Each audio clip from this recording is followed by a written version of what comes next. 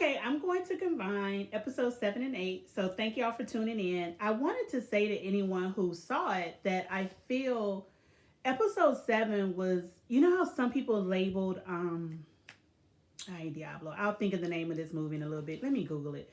But it was seen as like the love letter to black girls. I think episode 7 was most definitely through Hippolyta's um, process was a love letter to black women and women in general. When you've put others ahead of you, when you've made yourself smaller than you normally would be, or was less ambitious in order to fit in the scope of the landscape you're in, or and we label it as, well, I got new ambitions, which is to be a great wife, to be a good family member, to provide for my family, when in actuality some things did go on the back burner. And it's like, it's okay to reconcile that for yourself. I was very impressed with how they talked about just how she tried to speak up to George. Yeah, I'm jumping way ahead because it's been a week. I know y'all have talked about it to death, but I had to sit with this one. I really did, and I had to really process it and consider, what does this mean for like me? How does this reflect? How does this actually become a bigger issue than we don't talk about as women, like childbirth and raising kids? I feel like, we don't talk about that enough. How families can fail you and how you shouldn't prepare yourself to be so enthralled and enwrapped or super hyper invested in what your kids, offspring, family members, spouses can do for you. And I know we talk about it and it sounds cliche at this point that like, yeah, you gotta put you first. It's not about just putting you first. It's, because I feel like we don't really spell that out enough. You gotta be able to make yourself a priority, your goals a priority, revisit them, and see how you can mesh it all together. Because I feel in this day and age, we still have these unrealistic expectations. You have to choose family or career. You don't have to agree with me, honey. If you got a different experience, let me know. Because mine is most definitely a really personal, super emotional experience that, I would tell people I don't wish on anybody. Yep, sure do.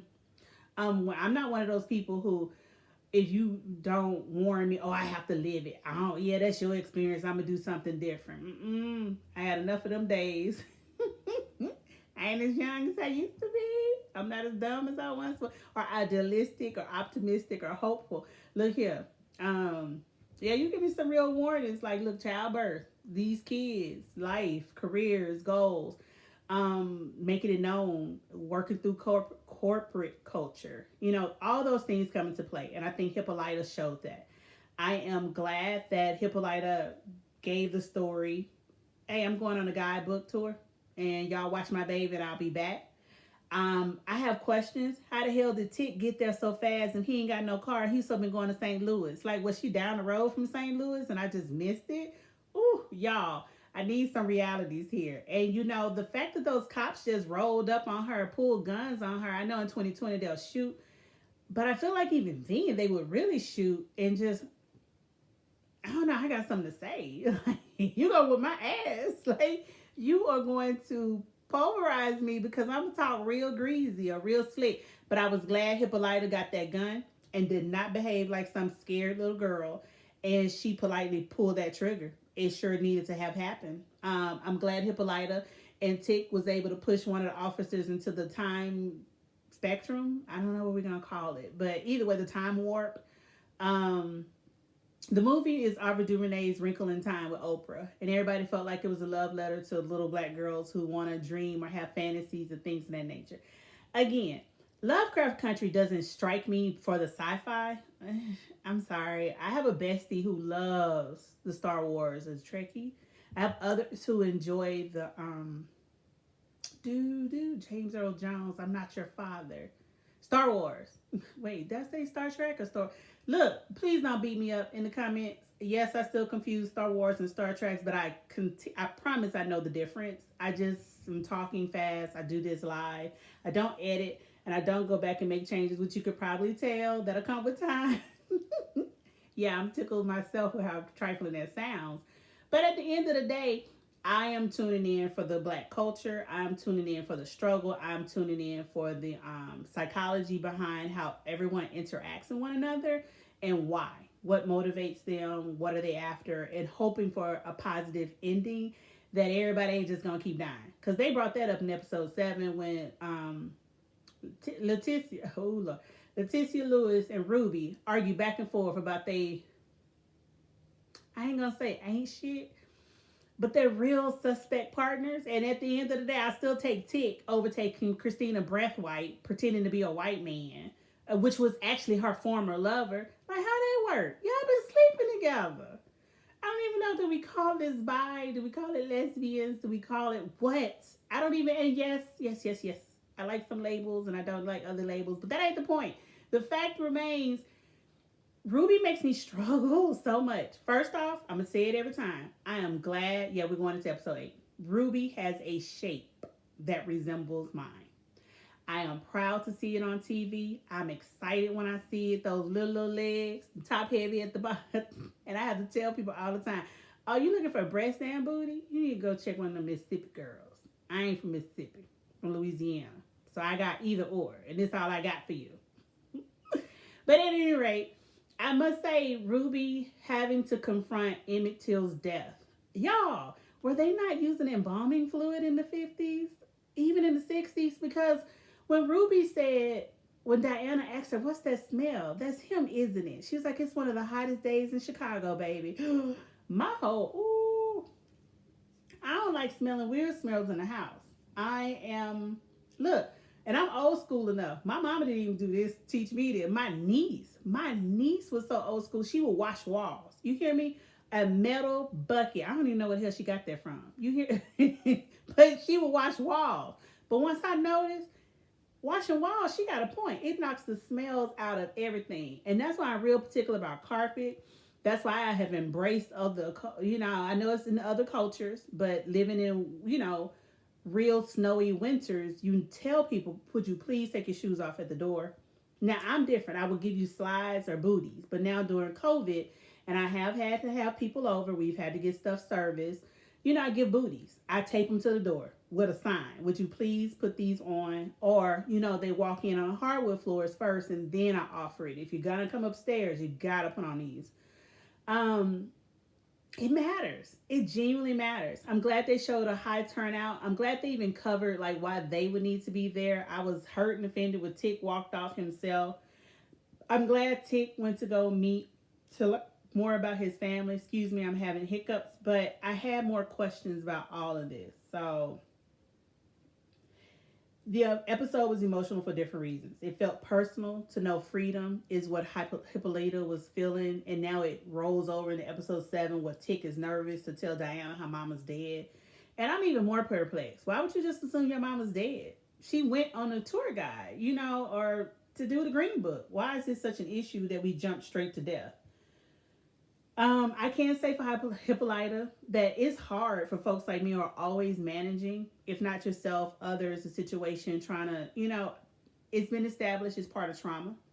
And I can acknowledge childhood trauma makes you say, you know what? I survived it. I don't ever want this to be an issue for me. I don't ever want it to be an issue for anyone I know. And also, I grew up in an environment where if it's something happened, honey, it was just your fault. So embracing that, tattooing it to your heart, your DNA, it becomes an issue of like, well, if it's my fault, let me avoid this going forward. I bet you won't have no more issues. So we also see the fox lady from South Korea shows up to see Tick, and he's able to identify this because the shoes is outside the front door. Boop, did we just talk about that? So I do wonder, when did Chicago and start asking people to leave their shoes outside? See, I don't say outside the door. Especially, I know that's the north side, but even still, the north, child, people take shoes. Let me tell you that. Sex and the City covered that. When they had that baby shower, Sarah Jessica Parker had to take them shoes off. Somebody took them Manolo Blahniks. You hear me? People steal shoes. So I'm like, no, you can bring your shoes in, and I have a place to sit everybody's shoes. Hopefully they don't get stolen from the inside, because even I will blow a gasket. Like, whoa, somebody I know out here stealing somebody else's dirty shoes? Ooh, let me get a hold of you. But But when she had the tribal teachings, I think that was a lesson that resonated. So from episode 7 going into 8, when Hippolyta is fighting in the ancestral tribe, she was like, "Look, I know everybody's gonna question why would you get back up? How can you beat me? Blah blah blah blah." But it's all a lesson for everybody. You just never stay down. Get back up. And I think this is what pushes the tick narrative and running to St. Louis to go learn more about his family, pushing back against the South Korean Gaoju, the fox in her tails. I was perplexed when she was like, "No one has ever survived my tails."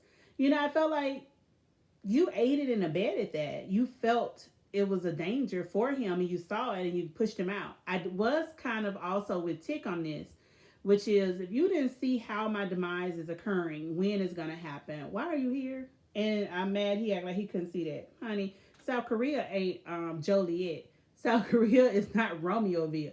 Hell, South Korea is not even Little Rock, Arkansas. I'm giving you neighboring suburbs of Chicagoland area. She came from South Korea in the 50s. I'm assuming that trip, I'll just say, took a whole day. And it wasn't free. So, bruh, put a little more respect on it.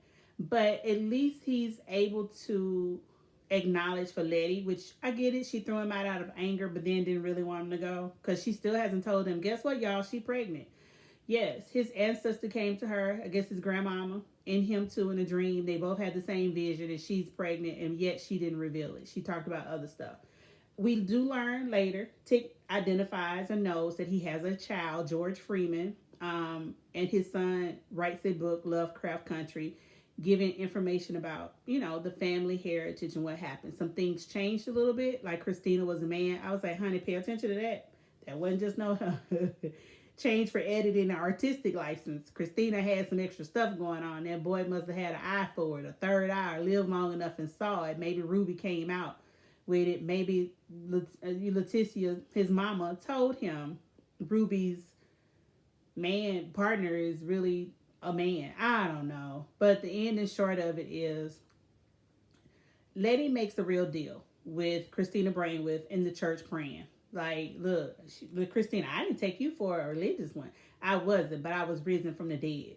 So she offers, look, protect Tick, make him invulnerable. And you can have this whole picture, like, I forgot what it's called, footage film of all the negatives that I took of the book. No, I'll make you invulnerable. So she's like, no, don't worry about it. As Christina's walking off, Letty takes the bait. She swaps everything. We later learn when the cops come to the house after holding Diana hostage and spitting out. Ooh, that white actor, he earned his check. And that little girl really earned her check because that spit just hung. It was really phlegmy. It was nasty. He put a curse on her. So these little things, pickaninnies. Ooh, those pickaninnies work my last nerve. I don't like pickaninnies on a good day.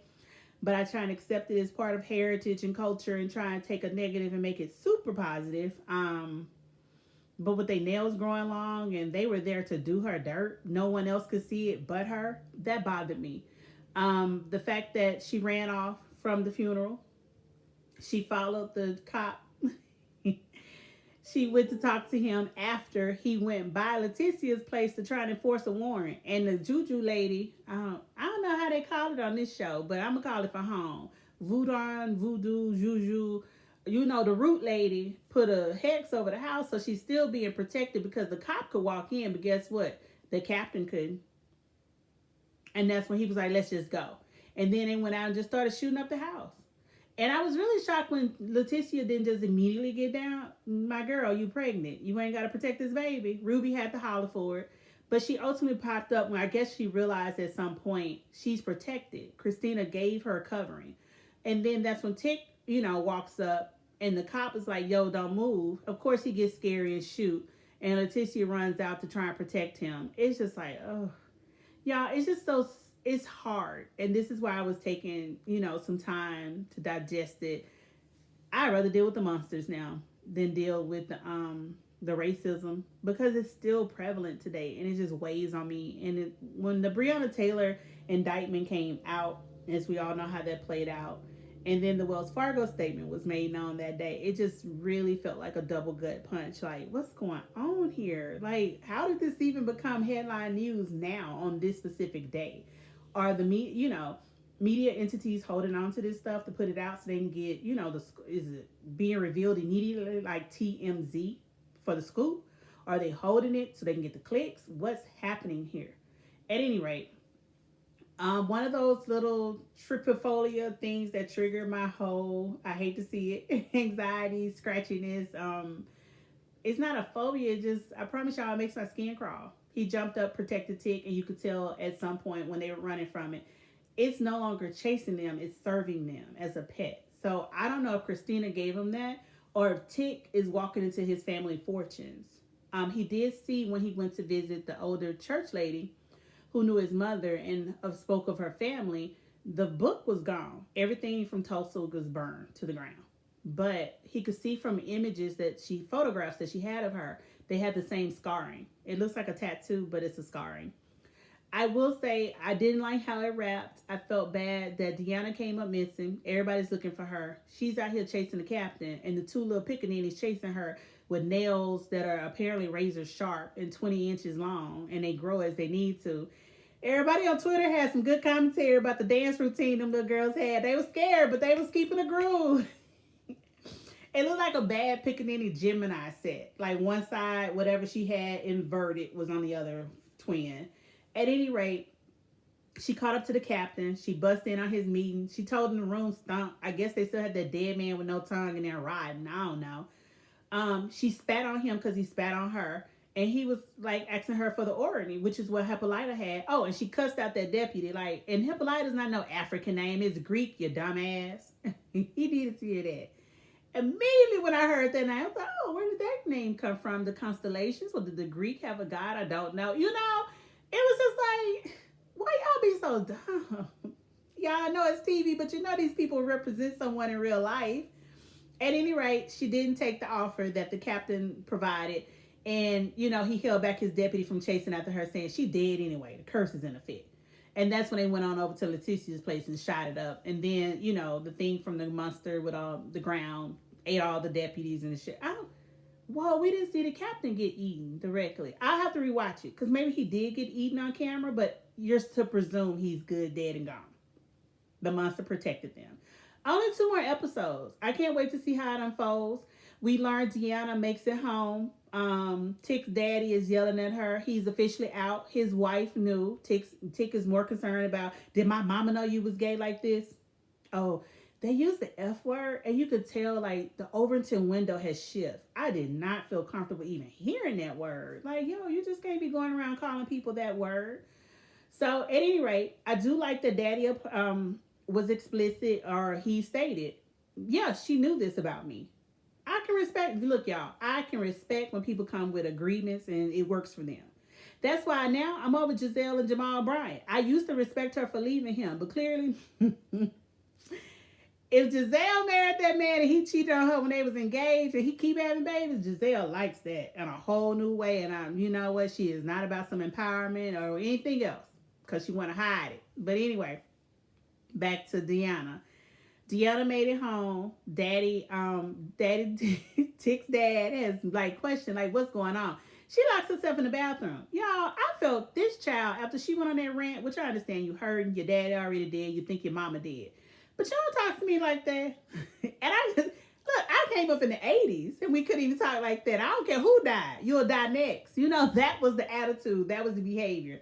But he let her go off in the bathroom, lock herself in, and the little book, which was Uncle Tom's Cabin with the pickaninny on it and the little blonde girl, it moved. It shifted. Like she kept seeing things move from Uncle Ben in the wheat. No, Uncle Ben is rice. Whoever the cream of wheat man is that they now thinking about taking down in 2020, 3 months after they removed Aunt Jemima. Like all these pictorial depictions of black folks who look happy and content in selling a product because they love that. It makes them feel good. For us, the way I received it, it's a conveyance of oppression. Like you're sat under this and none of this is happy. None of this is exciting. The cops can pull you over for anything, talk to you crazy at any point. And y'all, I know for a fact I would have been a dead Negro. All I could think was, wait a minute, all the violations of the 4th, 5th, and 6th Amendment rights taking place here. From the captain pulling the little girl over in the streets, to the captain going to Letitia's house trying to walk in, ain't executed a warrant, ain't nobody seen no document, ain't no proof or nothing. Ooh, And all I can think is, this is why I think my mom and them roll their eyes at me. My mother being born in the 40s, my daddy being born 1930 on the mark. Um, I think it encouraged him, like, but I know for a fact it wasn't just it put fear in my mother's heart. It was like, oh, how slow is my child? So I get it now. It's a level of survival that they've maintained that you we think things, but we also know not to act on it. Y'all, I was in high school, maybe middle school, when I had to teach my mother about Emmett Till. And I was flabbergastedly disgusted. And that's when she pushed back. Like, how do you not know this? It was right up the street in Mississippi. We right here in Louisiana. And she said, then, first off, we didn't get no papers.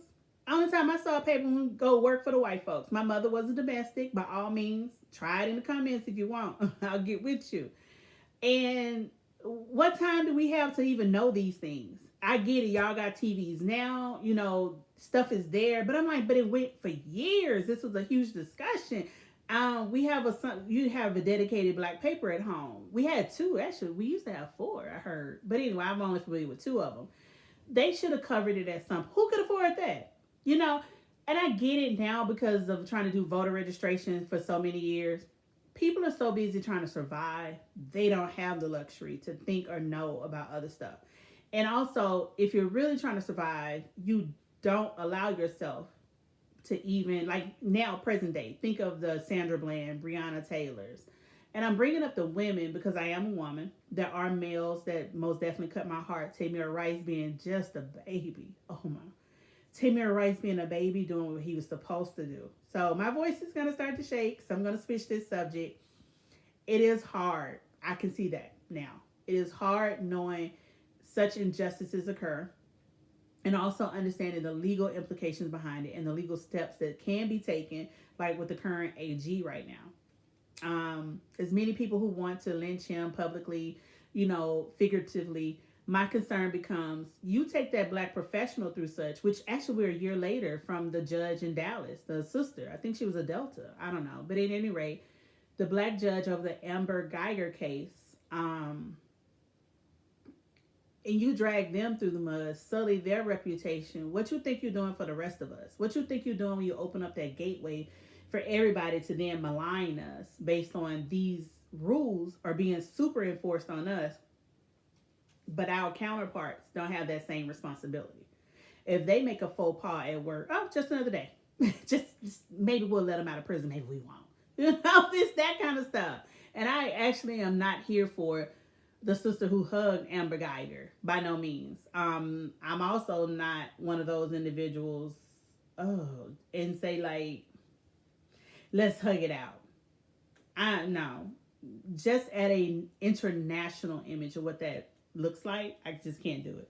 So let me look up Amber Geiger's judge's name because it's just, look, it came right up. Amber Geiger judge. I didn't get a chance to touch anything else, but Botham Jean's case was hard, and especially if I was his parents. You got him that far in life, 28. He's successful, as we determine successful in this Western society based on the metrics of he has a career, he has a consistent paycheck, he's a professional, he's a licensed professional.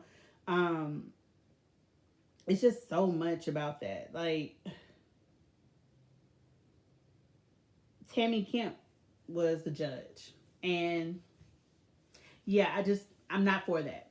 You can bring the AG in Kentucky to different charges, different issues socially, personally. But for the legal system, if we're going to do it to him, then cool. Let's also do it to all the others. All the other district attorneys, county prosecutors, state's attorneys for Illinois, Chicago, because they use a different terminology, around the nation. Let's make it equitable and justable for everyone, not just specific to him and only him. No, because it will reverberate and hit us. Speaking of, let's make it lighter again, honey. I said reverberate, and all I could think about was Robin, Housewives of Potomac, talk about velocity, like she's a CSI, criminal scene investigator now. I said, go on this, Soror. Y'all, she makes me struggle. I know I'm like, what? I didn't tune in for this to hear about Housewives of Potomac. I'm talking about Lovecraft. But my point is this.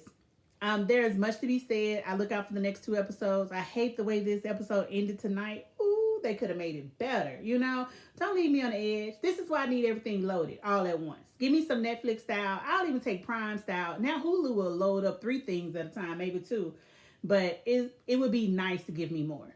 So I hope y'all have a great week. Drop in the comments. Please like, share, subscribe. Let other people know I do exist. We are growing. Thank you so far for those who have subscribed. I know I'm not as animated if I'm not talking about P-Valley. But Lovecraft makes me think. So I have to process. Work with me now. But catch out my power reviews or Ghost Power Book Ghost. It's more legal because they are hitting a lot of nails on the head. But child, you think I'm being legal here? But Lovecraft Country, worry about my 4th, 5th, and 6th Amendment rights. The civil suits that should be filed. I am genuinely like captivated with what's going on Power Book. By all means, I'm really shocked by some of the things Tasha does. It's like, you know some law, but somehow you didn't cover this part. Girl, you gotta let your lawyers know. But all right, have a great